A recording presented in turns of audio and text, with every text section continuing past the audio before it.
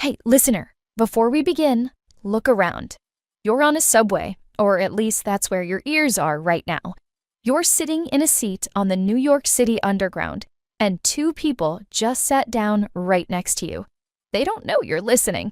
They think you're just another commuter, headphones in, staring at your phone. So, here's what you're going to do. You're going to keep your eyes forward, and you're going to listen very carefully. Welcome to the English Conversation Podcast. I'm Sarah, and that guy sitting across from me, the one who looks like he's been in New York long enough to stop being impressed by anything, that's Mike. Today, we're not going to teach you English. We're going to speak English. Real English, fast English, street English, the kind of English they don't put in textbooks. You're just going to overhear it. And somehow, trust me on this, that's exactly how your brain learns best. Now, the doors are closing. Okay, don't react, don't make a face, just act normal. I am acting normal. What's going on? Why are you whispering? Because I'm about to tell you something and I need you to keep it under wraps, like completely. Not a word to anyone, not Jamie, not your sister, nobody. Sarah, you texted me 911, meet me at West 4th at 7 in the morning. I haven't had coffee yet. I have no idea what's happening. I'm doing it. I'm actually doing it. Doing what exactly?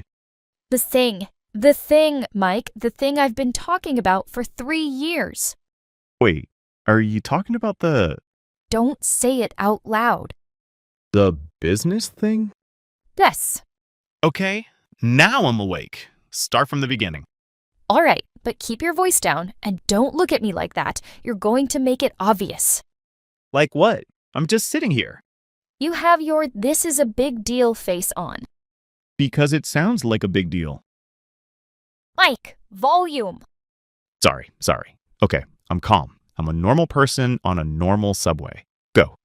Okay, so you know how I've been working at Harmon and Associates for what, 4 years now? Order. 4.5 years, and every single day I sit at that desk and I watch Marcus Harmon take credit for ideas that came out of my brain. Every deck I build, every client I land, every pitch I write, his name goes on it, and I sit there and I smile and I say thank you for the opportunity. Yeah, I know. We've talked about this. Well, I'm done talking. What does that mean? It means I have a plan, a real plan, not a someday when I'm ready plan, an actual written down, this is happening in 2026 plan. Okay, I'm listening. I'm launching my own agency. Wow. Yeah. Like your own actual full agency? Creative strategy and brand consulting. Small, but sharp. I already have a name. What's the name? Not yet. You don't get the name yet. Why not? Because names have energy, and I don't want to put it out into the universe before the paperwork is done. Don't look at me like that. I'm serious. I'm not looking at you like anything. Okay, I'm looking at you a little bit. Sarah, this is huge. When did you decide this? I mean, I've been thinking about it forever, but the moment I really decided, 2 weeks ago, Tuesday night, I was at my desk at 10:30 p.m. finishing a pitch for a skincare client in Tokyo, and Marcus sends me a message that says, I kid you not, great work, team. This one's gonna make us look really good. Us. Us. No mention of my name, no Sarah killed it on this, just us. Like it fell out of the sky. And I looked at that message and I thought, why am I building someone else's house?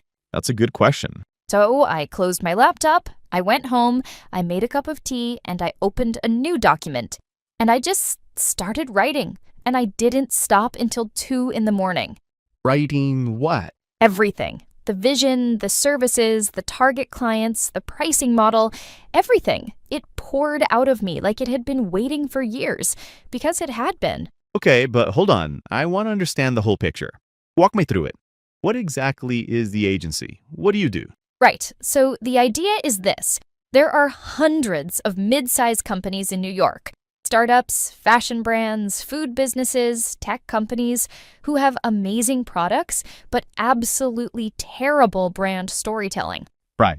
Like, their product is a 10, but their story is a 2.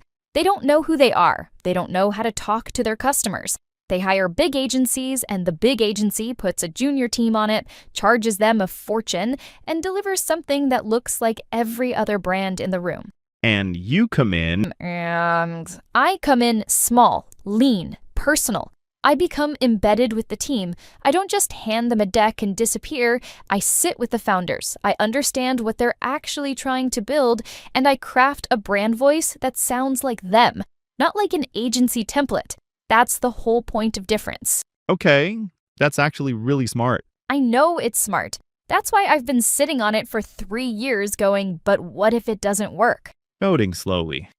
So, what changed? What made you say, okay, now? A few things. First, I've been saving. I have enough runway to give this 12 months without panicking. Not comfortable. I won't be taking cabs or eating out every night, but enough. Right. Second, the market is shifting right now in a way that actually favors exactly what I'm offering. A lot of companies are pulling back from big retainer agencies because the economy has made them nervous. They want something more flexible, more affordable, more focused. And third? Third is the partner situation. Eyebrows going up. There's a partner. There might be a partner. You said keep it under wraps. Is this why? Partly. Who is it? I can't say yet. You can't say yet. Sarah, you dragged me out of bed at 7 a.m. on a Tuesday I know. to tell me about a mystery partner you won't name? I will name them, just not until it's official. We're still in conversations. But listen, if this person comes on board, it changes everything. They have connections I don't have. They have a client list that would take me 5 years to build from scratch, and they believe in what I'm doing. How do you know them? We crossed paths at a conference in Chicago last year. We kept in touch. About 3 months ago, I finally told them what I was thinking, and they said, and I'm not exaggerating, they said, I've been waiting for someone to build exactly this. Okay, that's a big statement. Right? Are they putting money in? Like, are they a financial partner or more of a... Both, potentially. We haven't nailed down the structure yet. That's one of the things we still need to hammer out. What's the ballpark figure, like, for starting this up? What are we talking about? Okay, so just to get the basics in place, registration, legal, website, the tools I need, a little bit of marketing, I'm looking at somewhere between $15,000 and $25,000 to get off the ground properly. If the partner comes in with a contribution, it could be considerably more, which would mean I can hire a part-time contractor in the first 6 months instead of doing everything myself. That's not nothing. It's not nothing, but it's also not impossible. I've run the numbers 6 different ways. It works, it's tight, but it works. And what's the first year revenue goal, like, realistically?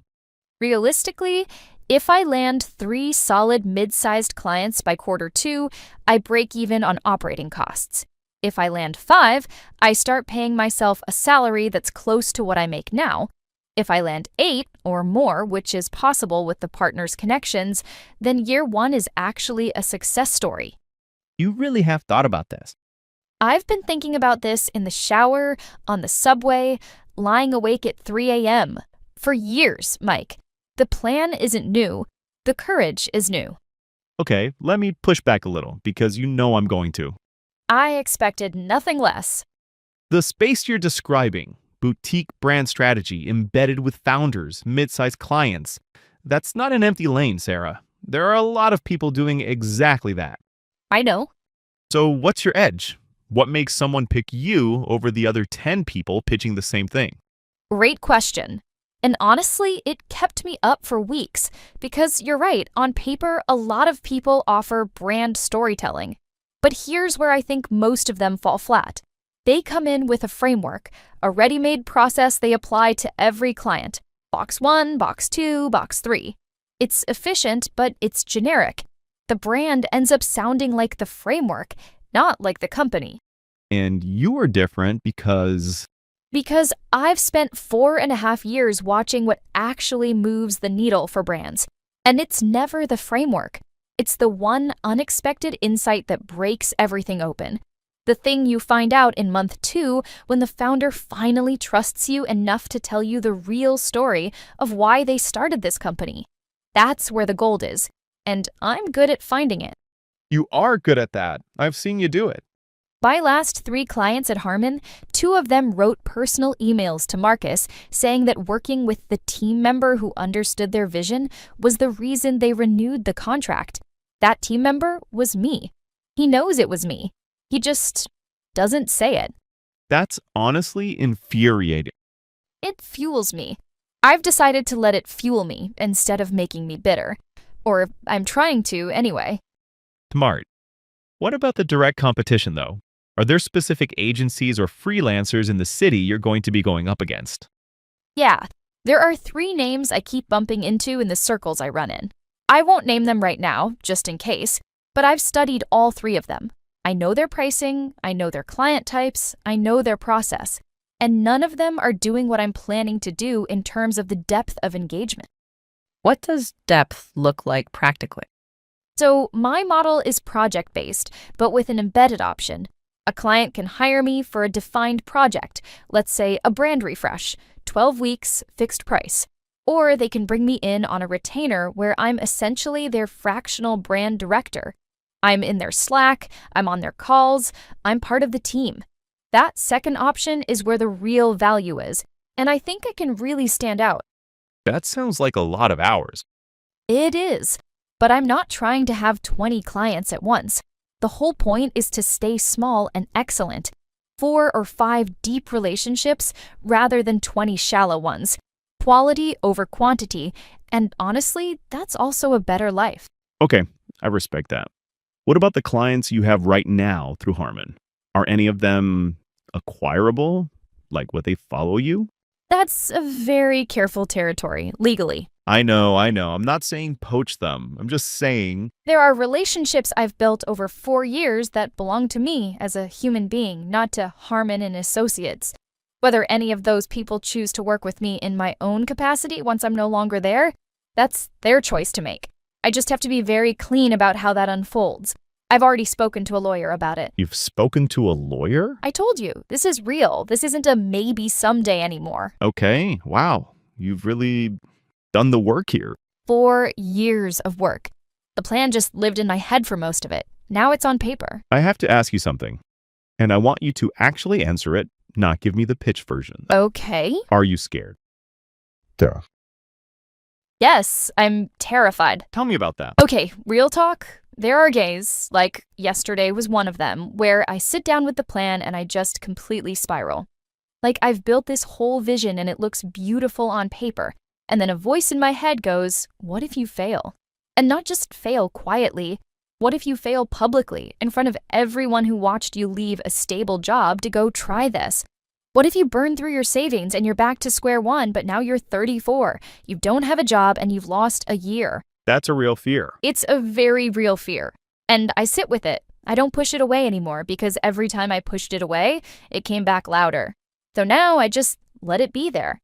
And then I ask myself, if that happens, if the absolute worst thing happens, what do I actually lose? And the answer is a year and some money and some pride. And I can rebuild all 3 of those things. That's a healthy way to think about it. My therapist says the same thing. So at least 2 of us agree. What about the partner situation? That feels like the biggest variable right now. What happens if they say no? Then I go back to the drawing board on the launch timeline. Not the whole plan, just the timeline. If I don't have the partner's network and potential contribution, I go smaller and slower. First year is more about establishing proof of concept with 3 or 4 clients than about scaling quickly. It's less exciting, but it's still viable. How long until you know? 3 weeks. We have a call scheduled. A real, formal, what are we doing call. And by the end of it, we'll know if we're moving forward together or not. 3 weeks is not that long. 3 weeks is forever when you're waiting. And what about Marcus? When do you tell him? That's the part I've been going back and forth on the most. My instinct is to wait until everything's locked. Partner, legal structure, the first client committed, and then give proper notice. Professional, clean, no drama. That sounds right. But there's a version of events where he finds out before I'm ready to tell him. And then it gets messy. New York is a small world in a big city. The agency world especially. Everyone knows everyone. Has anyone at the office noticed anything? Like a change in your energy or your behavior? Maya asked me last week if I was okay. I said I was tired, which isn't entirely untrue. I am tired. Tired of waiting to build something of my own. But she was looking at me in that way she does, and I think she suspects something. Maya's sharp. Maya's the sharpest person in that office. If anyone's going to figure it out, it's her. Is she someone who would respect what you're doing, or would she feel betrayed? Honestly, I think she'd understand, maybe even be inspired. Maya's been at Harmon almost as long as I have. She has her own reasons to be frustrated. I'd never try to bring her over to my side or anything like that. I'm very clear on that boundary. But I think if I told her the truth, she'd respect it. You should probably tell her first before it comes out another way. I know, I've been thinking about that. But the thing is, once you tell one person, it's not a secret anymore. And right now, the secret is also kind of my armor. Does that make sense? It does. It's yours. Once it's out in the world, other people's opinions start attaching to it. Exactly. Other people's doubts. Other people's, well, have you thought about? Other people's, I love you, but are you sure this is the right time? And I can't have that energy in the room right now. The plan is fragile enough. I need to believe in it completely before I let the outside world weigh in. I get it. I really do. Can I say one thing, though, without you biting my head off? I make no promises. I think you've been ready for this for a long time, like much longer than you're giving yourself credit.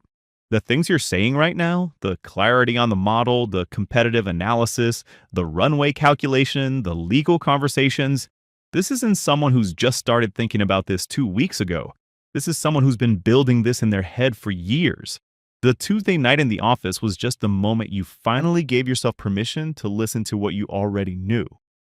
That might be the nicest thing you've ever said to me. Don't get used to it.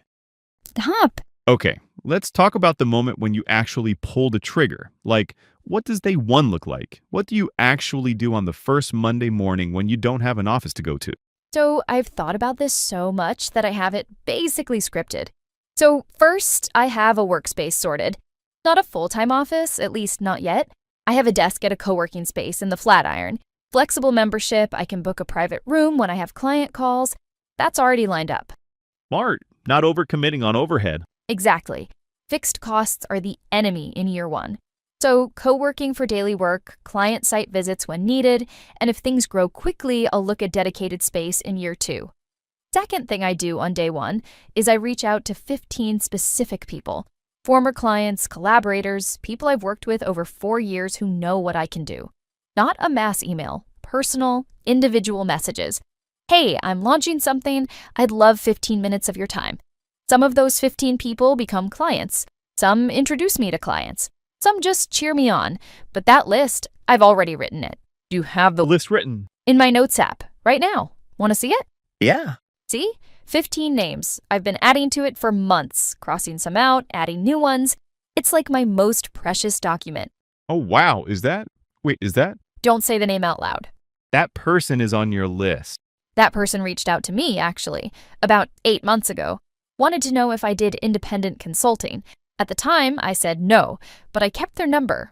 Sarah, if that person becomes a client in year one, you're not just surviving, you're arriving. I know, no pressure. No pressure at all. Are you sleeping? Like, genuinely? Define sleeping.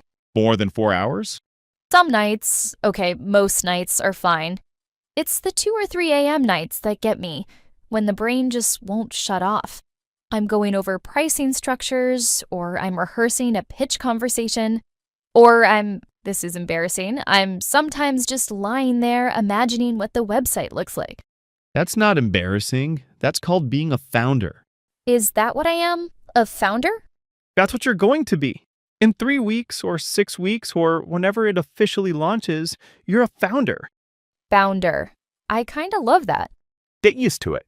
The thing that scares me most, and I mean the deepest fear, the one that lives below all the practical fears, is not failing.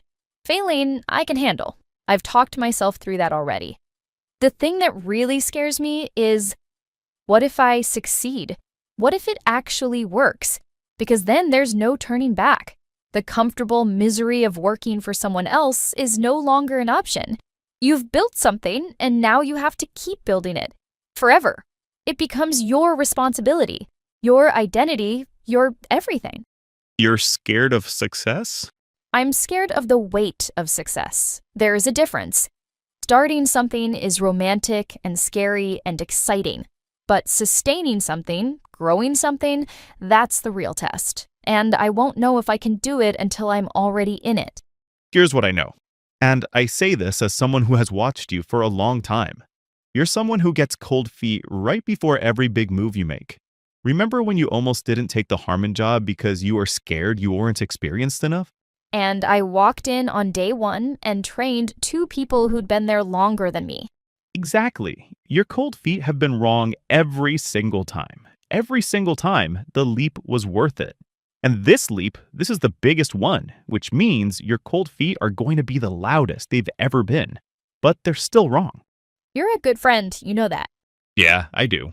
Also, I'm definitely expecting a finder's fee if I refer any clients. Absolutely not.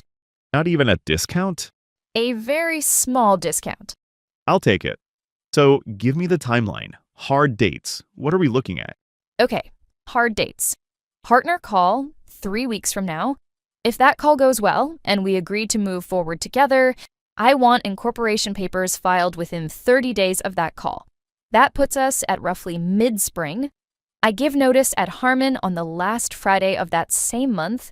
I've calculated that my notice period plus the transition time means I'm fully out and fully independent by late spring. I want to be operational, like actually taking clients by June 1st. June 1st. That's the launch date? June 1st is the start date. The real launch, the website going live, the announcement going out, I'm thinking about doing something a little unconventional for that. Not just a LinkedIn post. Something that makes people stop and pay attention. What kind of something? That's still in development. But I have ideas.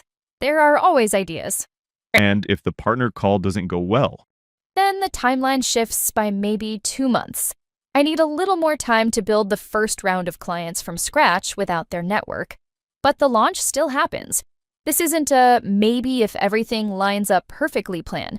This is a it's happening regardless. The only variable is the exact shape of how it happens. That's a good distinction. I've been making peace with uncertainty for a long time. The business plan can flex, the commitment doesn't. What's the biggest thing I can do to help? Like, practically, what do you actually need from me? Be the person I can call when it gets hard. Not the person who fixes it. I don't want someone to fix it. Just someone who picks up the phone and says, I know, keep going. That's genuinely what I need most. Done. That I can absolutely do. And maybe don't tell anyone yet. Still keeping it under wraps until the partner situation is settled.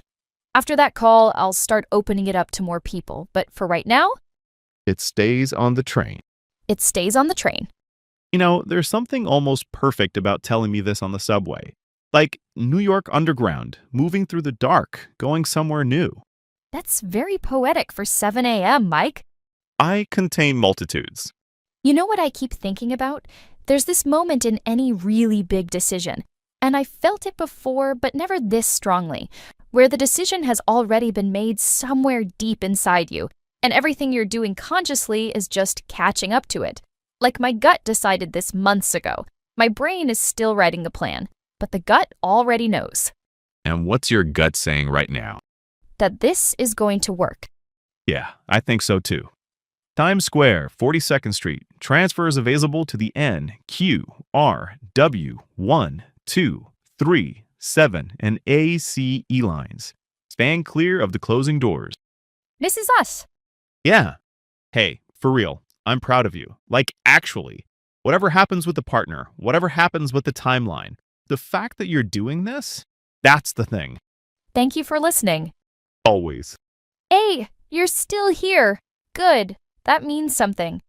Take a breath, because I want to tell you something about what just happened inside your brain.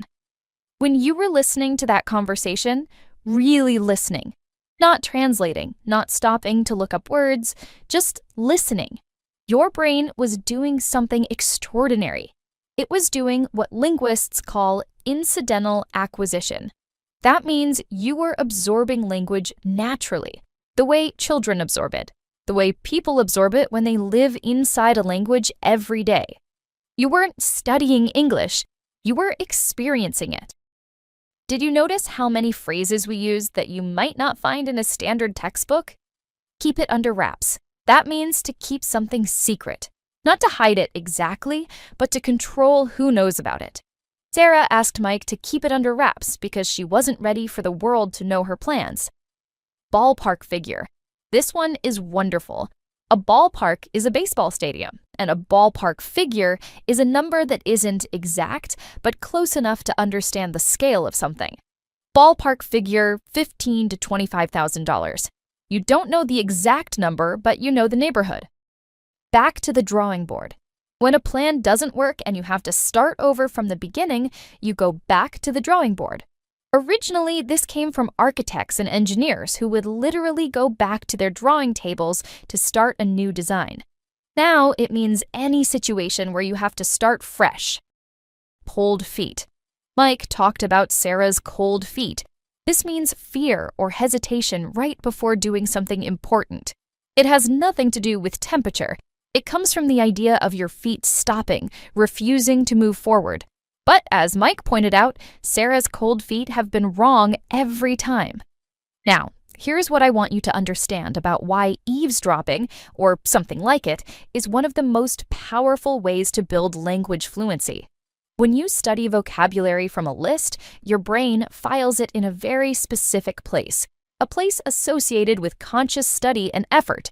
That information is available to you when you're thinking carefully and deliberately, but it's not always available when you need it most, in a fast, real, unpredictable conversation. When you hear a word or phrase in context, in the middle of a real story, attached to real emotion, your brain does something different. It files that word alongside the emotion, the situation, the relationship between the speakers. It becomes part of a network of meaning, and networks are much faster to access than lists. This is why when a native speaker hears ballpark figure, they don't pause to translate it. The meaning arrives instantly because it lives in a web of connected memories, not in a filing cabinet. That's what we built today. Sarah's secret, Mike's questions, the whisper at West 4th, the list of 15 names on the phone, the train pulling into Times Square. All of that story is now attached to the language, which means the language is now attached to you. This is called the neural pathway method. And it's not a trick, it's not a shortcut. It's actually how the brain works. Every time you engage with language, through story, through emotion, through curiosity, you're building thicker, stronger, faster connections between sounds and meanings. You're not filling a bucket, you're growing a garden. And like any garden, the more you tend to it, the more it grows. So here's your homework. Not written homework, just this. In the next 24 hours, find one moment to use one phrase from today's episode, with a friend, a colleague, in a message, even just spoken out loud to yourself in your room when no one is listening. Keep it under wraps, ballpark figure, back to the drawing board, cold feet. Say it, feel it. Let your mouth know what your brain already understands. You'll be back for the next episode. I already know it. This has been the English Conversation Podcast. I'm Sarah, and wherever you are right now, on a real subway, on your couch, on your morning walk, thank you for eavesdropping with us. The train always takes you somewhere.